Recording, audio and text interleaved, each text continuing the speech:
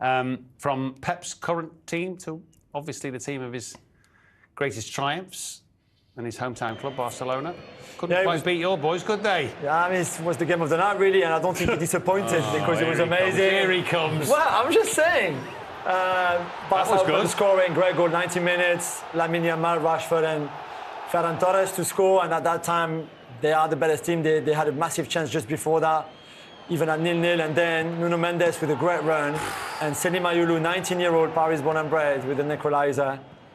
And the second half was really even, but the last 10 minutes, it was all PSG, and this happened, 90th minute. They just hit the post before with Kang In Lee. Yeah. Hakimi, again, the two fullbacks. They checked the offside. Yeah, he's well on. He's behind the ball. Well, look at this. Behind the ball. Well on. Well on. Never in doubt. I mean, well on is generous, but he's on. Yeah, He's on. But the two best fullbacks in the world just winning the game pretty much for PSG tonight. Yeah, and we saw another Man of the Match award for Nuno Mendes. Not many have looked after Lamine Yamal so often, so well. Yeah, and he did well tonight, although Lamine had some good dribbling and a good part in the goal, a great ball before that for Ferran Torres, but in the second half we didn't see much really.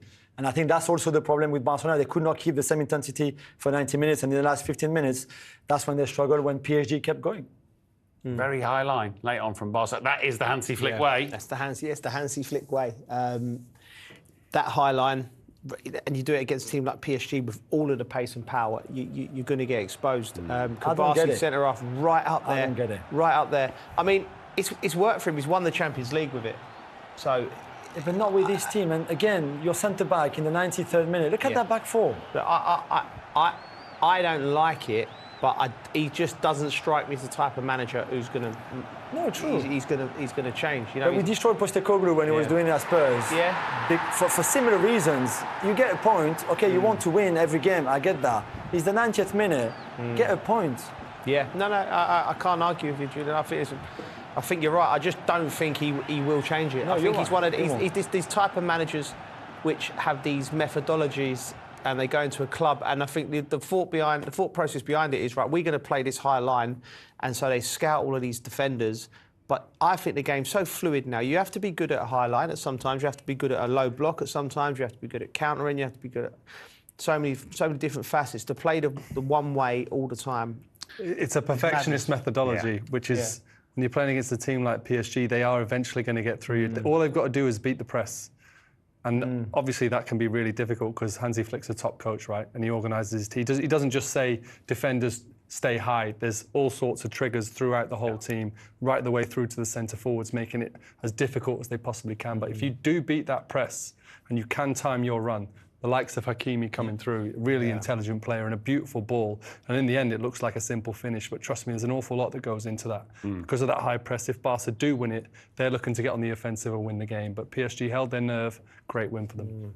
So it's a really good system, but it looks terrible when it goes wrong. Hey, that's life though, right? You've got that's football. You know, you can defend deep for 90 minutes, and everyone can say well done for defending deep, and then someone scores late on, then you're going to have your system pulled apart. So that's just top end football, and like I say, it's a perfectionist methodology. And two quality teams that produced a very good match tonight, and yet were shorn of all sorts of players, which is a bit of a worry for the rest, isn't it? Yeah, I guess so. No Rafinha, Joan Garcia for Barcelona, and no Dembele, Kvaratskhelia, Doué, Joao Neves, Marquinhos for PSG. So half of the PSG team was the B team, really. So to go to Barcelona and have a statement win like this is pretty spectacular. Yeah, good win for Napoli tonight against Sporting. It was competitive, and perhaps it was inevitable that Kevin De Bruyne and Rasmus Højlund connected twice for two really good goals. Yeah, it's just the quality of Kevin De Bruyne. I mean, it was really sad him leaving the Premier League, because at moments like that, for football purists, the way he just glided past and slipped in Højlund and scored, and then Lisbon get back into the game. Yeah, with a soft pen, Politano dangles a leg, doesn't he? It's rash. You know, it's rash. He knows straight away. Yeah. And Luis Suarez. It's dispatched with aplomb to the goalkeeper's left. But if you look at the ball for the winning goal from Kevin. Short corner. Short corner. This is a bit of a De Bruyne speciality, isn't it? Here it comes back to me, and it's just feathered in. And it's brave from Højlund. Yeah. That's a dream goal. Striker like that. You know, he is hungry. He's a young, hungry player. He proved it at Manchester United. Everything about him just even this, he's Instagram famous, isn't he? That's on his own social media. He loves it. Great He's famous for that. He plays with a smile on his face. And look, sometimes that'll get thrown back in your face if you go 5 games without a goal. Sure. But who cares? He's a young kid who loves football. He struggled at Manchester United. Fair play to him. He got the opportunity to go to Napoli. He's scoring goals. He's excited.